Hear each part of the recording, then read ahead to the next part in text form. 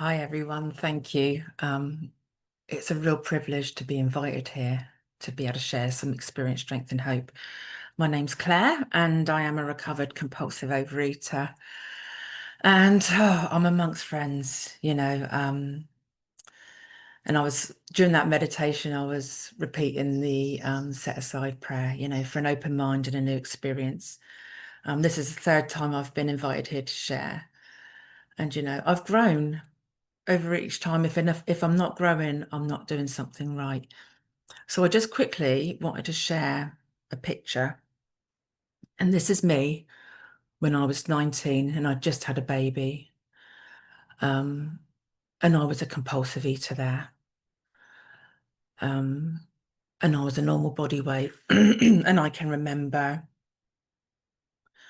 crying and exercising like crazy. I was 9 stone and I was crying because I couldn't get under 9 stone. And you know, but I was a compulsive eater. So whatever your size, it doesn't matter. This disease is pervasive, and I actually managed to get up to, with all the dieting and all the exercise, I managed to get up to 23 stone. And I was going to show another picture very briefly. So this one at the bottom was me just before I came in. I don't know how I didn't break my husband's legs by sitting on his lap. But you know, those smiles were not real, really. I was really unhappy in my body. I was eating and drinking excessively and didn't know how to cope with life. The one at the top is the most recent one, but the one with the blonde hair was when I first come into OA. And like I say, I was 23 stone. I'm just going to stop the shares now. And if anybody's listening, this isn't great for people that are listening. If anybody's listening and they know me, they see me, that I'm really happy to send pictures. It's not a problem. Um, but yeah, so I just here to share my experience, strength, and hope. And that's what I found in this meeting is so much hope and so much acceptance, and so much love. Uh, I've been looking at my diaries from my life, and it's like I have a life before OA and a life after OA, because life before OA was so difficult. I just didn't know how to cope with life. I come from a family. My mouth got really dry, excuse me.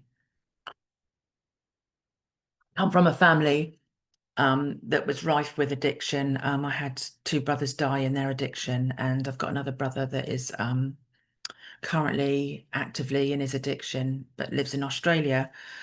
Um,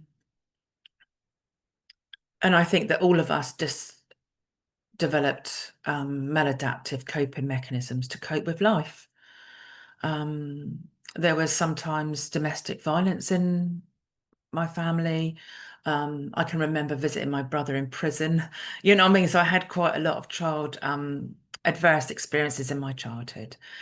Um, and I used to look at other people and think that they absolutely knew what to do and how to cope with life on life's terms. And coming to OA has taught me how to live in my own skin and how to be okay with who I am today. So I'm just going to read quickly something that I wrote in my diary, and this is just before I come into OA. And this was on the 12th of May, 2022. And I did come in many years ago. I came in 20 years ago, actually, but I really didn't understand or get the message. And I think I had a lot more experimenting to do. I don't think well, I definitely wasn't at my rock bottom because I just wasn't ready. And God, when we're ready, God will, bring us to where we need to be, I believe. So I'm not sure where to start. For the first time ever, my husband, which was Neil, has mentioned my weight in a term of being worried about my health. It's knocked me for six. I don't know where to turn or what to do. And that was because my husband he's so loving. He's never ever mentioned my weight. He's loved me unconditionally. Um, but this particular day, he started to cry, and my husband isn't a crier either. He started to cry and he said, "Claire, you're killing yourself, and I don't know what to do." And I think for the first time, I realized that my compulsive eating was actually affecting other people. Thank you, Adam. I saw that. Um, I always thought that it was just me, that the disease is between my ears, it is I have a disease that is active in my brain, but shows in my body. I was finding it hard to walk. I was 23 stone. I'm 5'3". I did not carry it well. I was struggling to walk. I was in pain all the time. I couldn't, um, even washing myself. I needed a lap extension when I went on a plane. I had all the humiliation and the shame because I wore my disease. And the very next day, the 13th of May, 2022, was my first day of abstinence. I knew from previous experience that I had to put down sugar, which was my main thing, but I had to put that down. Otherwise, I was never, ever going to get recovery. I'd sort of come to peace with the fact that's what I was going to die from, that I was going to die from this disease. And the next day I wrote, excuse my language, but I put lost, alone, and fucked. And that's recorded, sorry.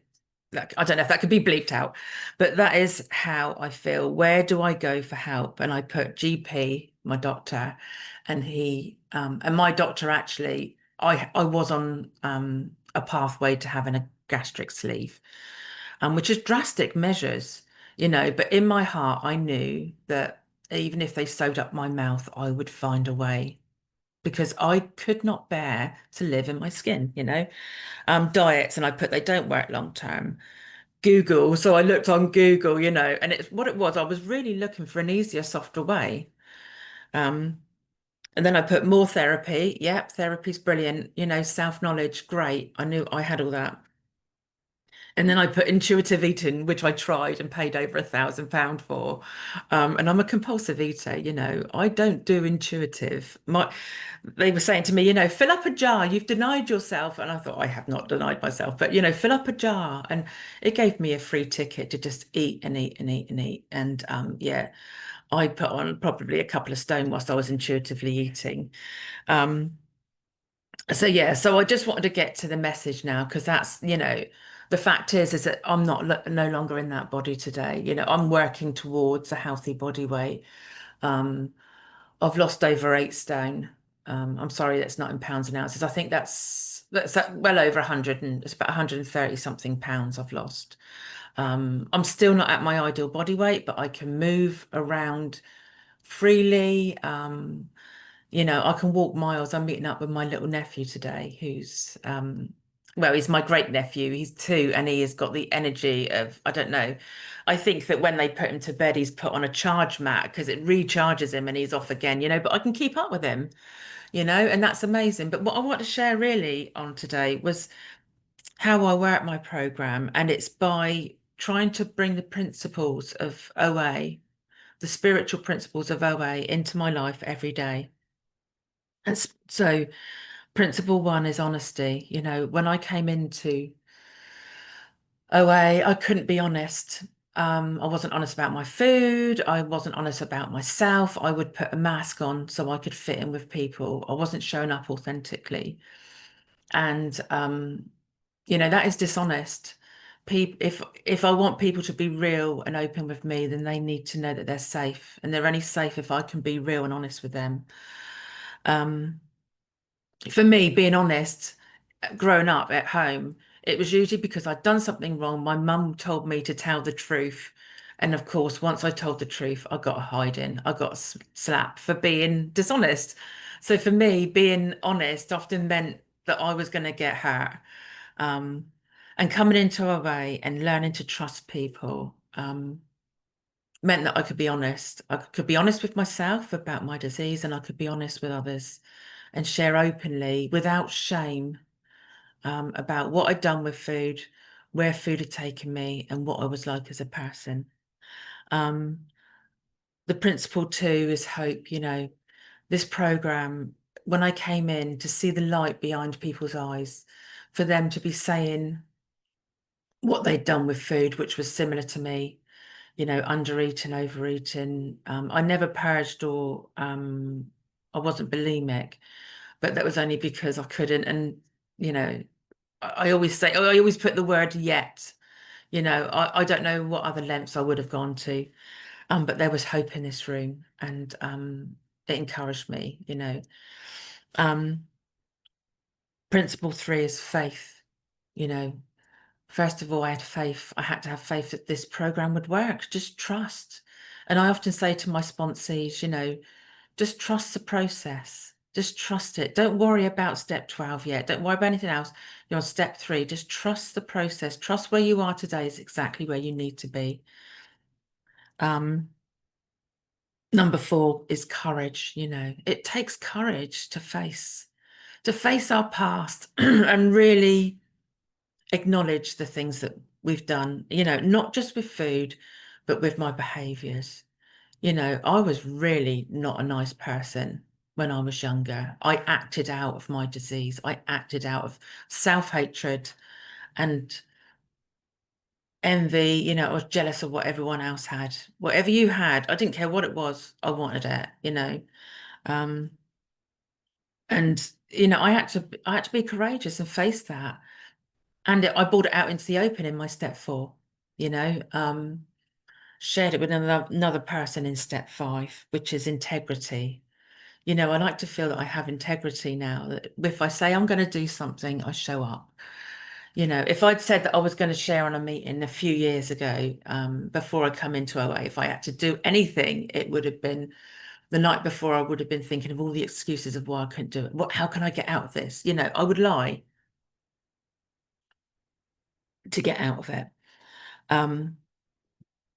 So yeah, the integrity to share honestly with another person. And the first time I came on this meeting and shared openly, the first time I did a lead share, I shared about something that I'd never spoken about to, I'd been told that these things I wasn't allowed to share by my parents. It's shameful, keep it secret. And I'd only ever shared with about 3 or 4 other people in my life. And I came on this meeting and there's, I don't know, there's 170 here today. And I shared this deepest, darkest secret. And you know what? I didn't burst into flames, and I was shown love and acceptance. So next comes willingness. And yeah, it was willingness to share. So that's step 6. Willingness, willingness to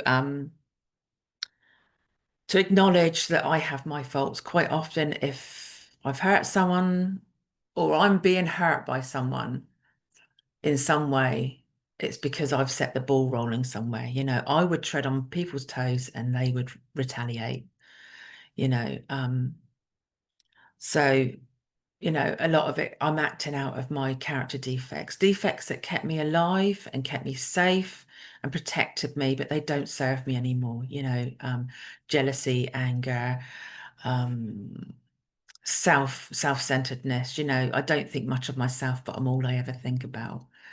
Those were my character defects. And I don't do it perfectly. I don't. My character defects are like whack-a-moles. They keep popping up, and I have to keep.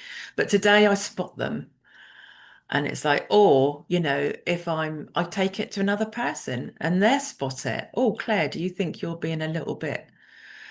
Do you think there's a little bit of self-seeking here? Do you feel like you're trying to get people to hear your side of the story whilst not looking at theirs? 1 minute, Claire. Humility. Thank you. Humility, yeah, principle 7. I try to be humble. I try to keep, well, I don't try actually. I ask God to help me be humble. I need a higher power. And for some people it's God, it's whatever you want it to be. I don't want anyone to feel that they have to say the word God, or when I first come in, the word God I felt quite uncomfortable with. But it's fine. I don't think I'm going to get through all these. But anyway, self-discipline, I have to do my part. I have to look at my part and make amends where necessary, and that is with love which is principle 9, love. I made amends to people. I went and well, I've got a time ago. I went and showed everyone how, what I'd done and apologized for what I'd done, making amends as I go along. Um, This and time. very, thank you. Very briefly, perseverance, keep getting up and doing it every day. Step 11, the most important for me is connecting with God throughout the day, just not morning at night. And service, which is what I'm here doing today. So yeah, thank you for letting me share. And I really hope that you've got something from it, and I appreciate you giving me time.